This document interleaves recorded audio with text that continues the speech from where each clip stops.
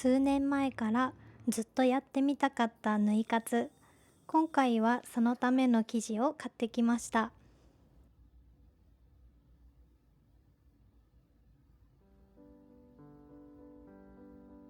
こんにちは、なつです。以前ぬいぐるみを作ってみたいと思った頃は、今ほど専用の生地が身近ではなく、どれを選べばいいのかわからなかったんです。でも今は縫い活が人気になったおかげで、生地も手に入りやすくなっていて、とても助かりました。お試しでアルトサックスを作ったので、動画ではテナーサックスに挑戦したいと思います。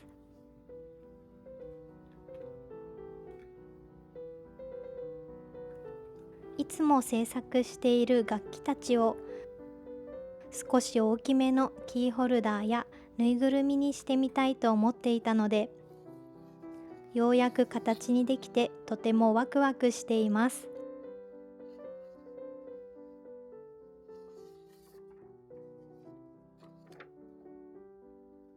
図案をカットするときは、楽器本体は線より少し外側を、ベルやマウスピースなど細かいパーツは線の内側を切るのがおすすめです。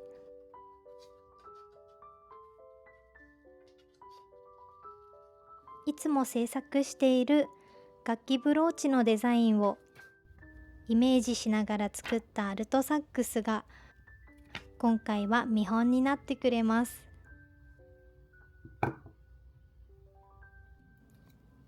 型紙を当てながら大きさも確認していきます。図案を写す時のチャコペンもいろいろな種類がありますが、私は色が強いものが少し苦手なので、今回は白を選びました。ただ動画では少し見えにくくなってしまったかもしれません。もし見えづらかったらごめんなさい。次回はもう少し濃い色のチャコペンも試してみようと思っています。そして縫い活用に新しくギザギザのハサミも購入しました。軽いと書かれていましたが、実際に持ってみるとしっかりした作りで存在感があります。初めて使う方は手を怪我しないように気をつけながら使ってみてください。もちろん普通の手芸バサミでも作れますが、こちらを使うとほつれにくくなるので、作業がぐっと進めやすくなると思います。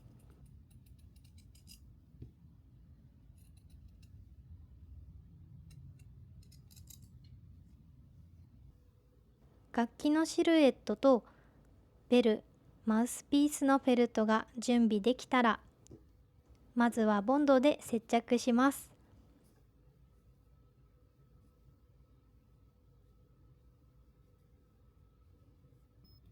ここからはお好みですが、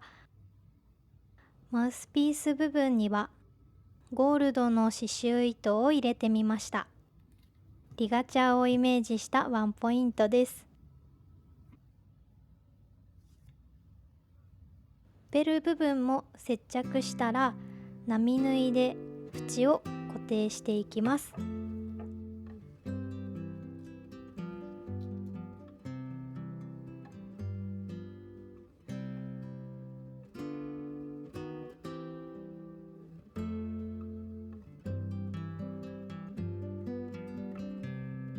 ボンドだけでも十分ですが、強度が気になる方は真ん中部分も縫い付けると安心です。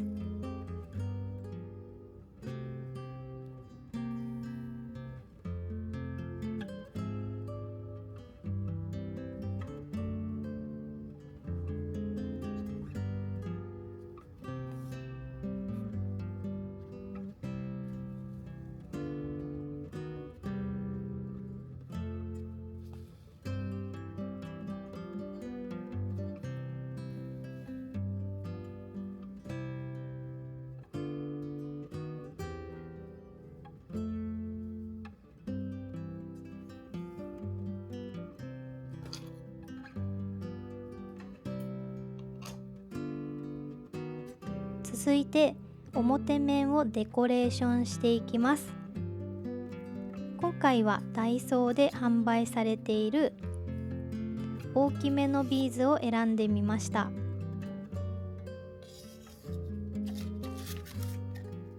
種類もたくさんあるので選ぶ時間も楽しいですよね。もちろん手芸店にも素敵なビーズがたくさんあるので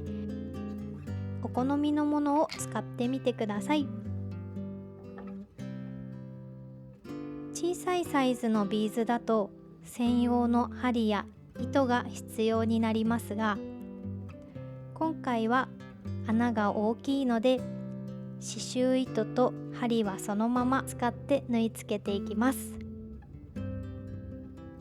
楽器ブローチでもリボンのデザインは人気があります。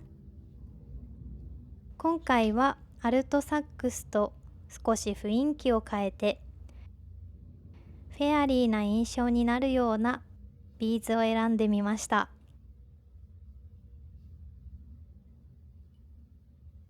完成がますます楽しみです。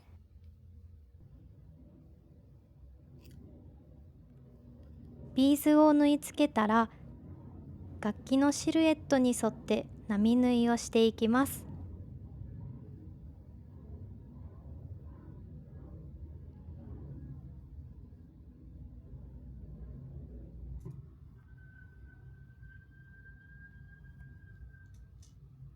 毛足の長い面同士を合わせ、縁から5ミリぐらいのところをゆっくり丁寧に縫い進めます。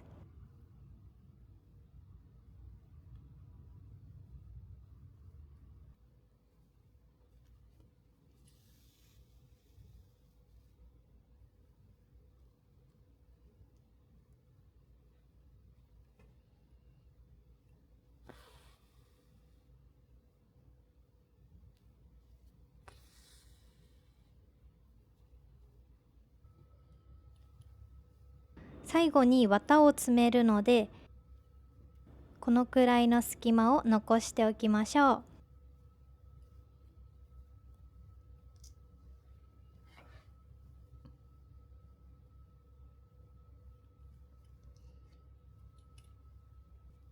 ほつれ防止のため、最後は途中で数針戻って縫っておくと安心です。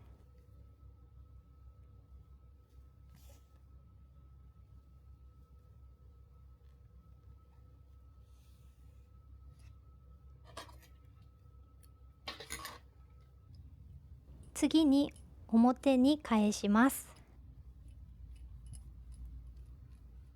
細い形の部分があるので、ペンやカバーをつけた目打ち棒などを使って内側から優しく押し出すときれいに返しやすくなります。形を整えたら綿を少しずつ詰めていきます。今回は綿と一緒にぬいぐるみ用の重しビーズも準備しました。飾った時に立てかけやすくなるよう下の方へ重しを入れていきます。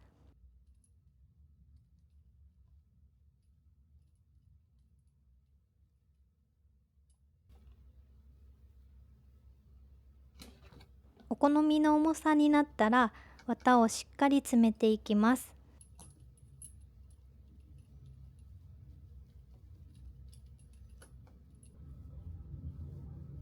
特にカーブの部分は多めに入れると綺麗なシルエットになっていくと思います。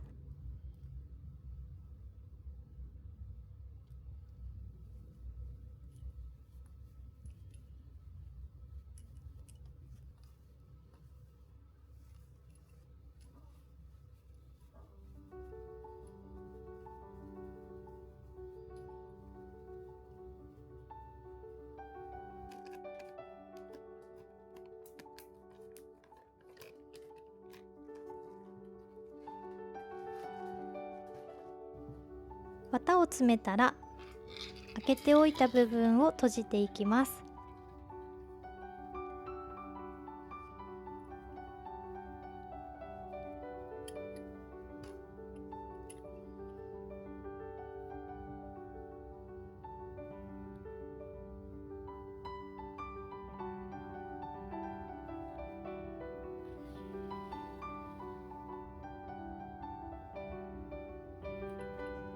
後ろの布、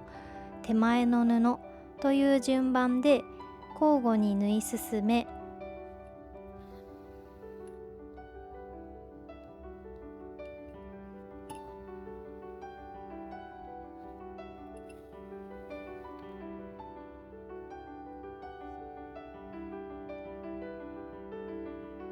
ギザギザに縫えたらそっと糸を引きます。すると縫い目が目立たない綺麗な状態で閉じることができます。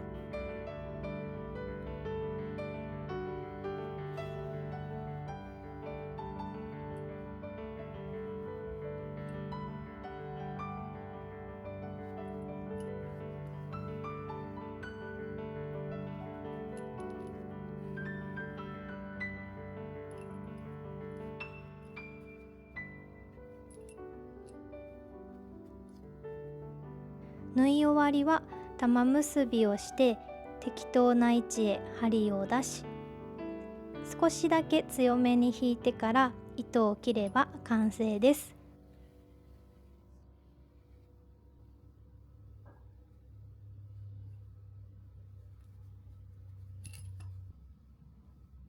そして今回はもう一つ遊び心を加えてみました。ダイソーで金具と紐を購入し、とあるものも作ってみます。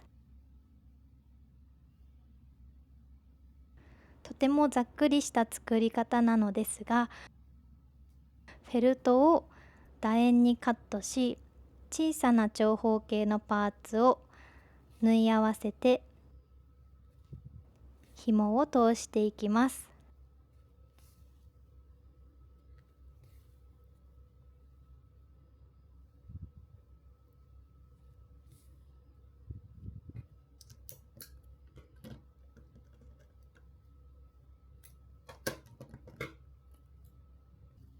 思いつきで作ったので、もっといい方法でそれっぽく見えるかもしれないので、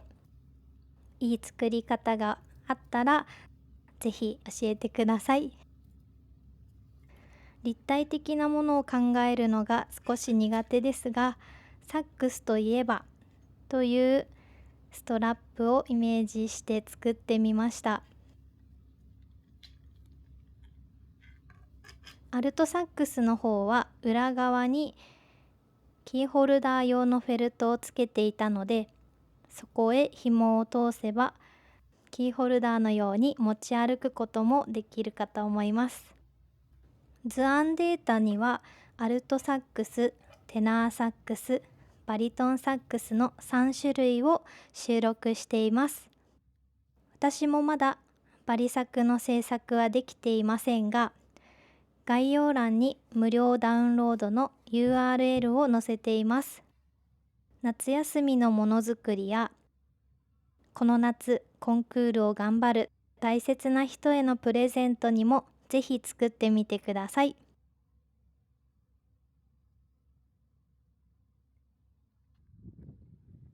今日のおやつタイムは福岡のとある場所へやってきました。いちご農家さんが手がけてある年中いちごが楽しめる場所です。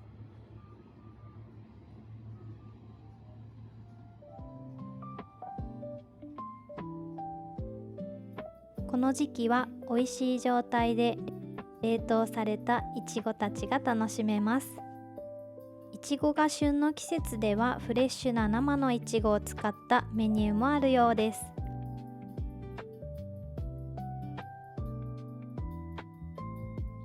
私が注文したのは雲の上のいちごかき氷。見た目も名前も可愛いですよね。私もそうですが、皆さんにも涼しい気持ちになってもらえたらいいなとかき氷を食べに来ました。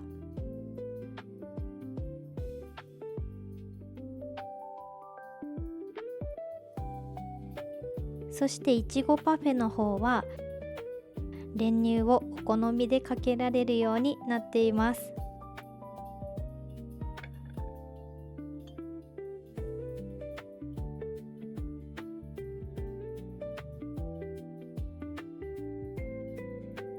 とっても美味しそうです。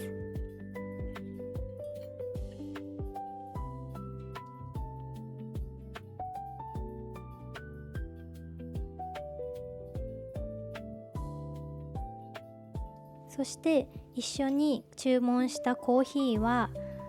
いちごをイメージして少し酸味のある味わいのコーヒーになっているようです。いちご好きの方にはたまらないお店だと思います。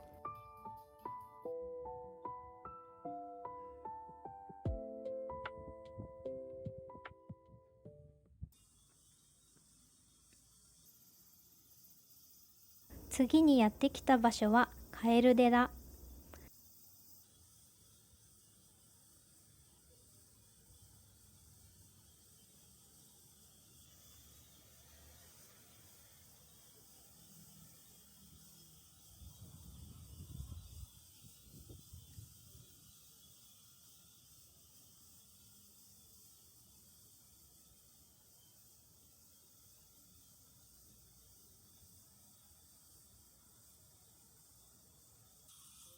境内にはなんと約1万体ものカエルの置物があり、あちらこちらで出迎えてくれます。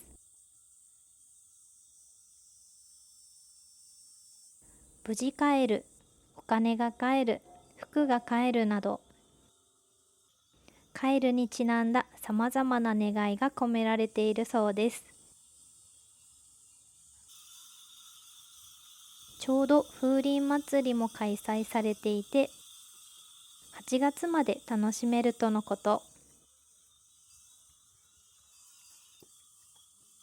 この日はすでに真夏のような暑さでしたが、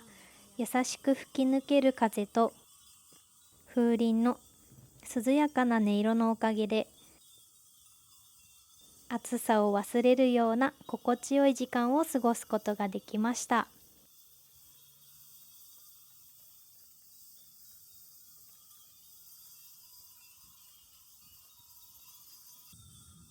皆さんの願い事も叶いますように。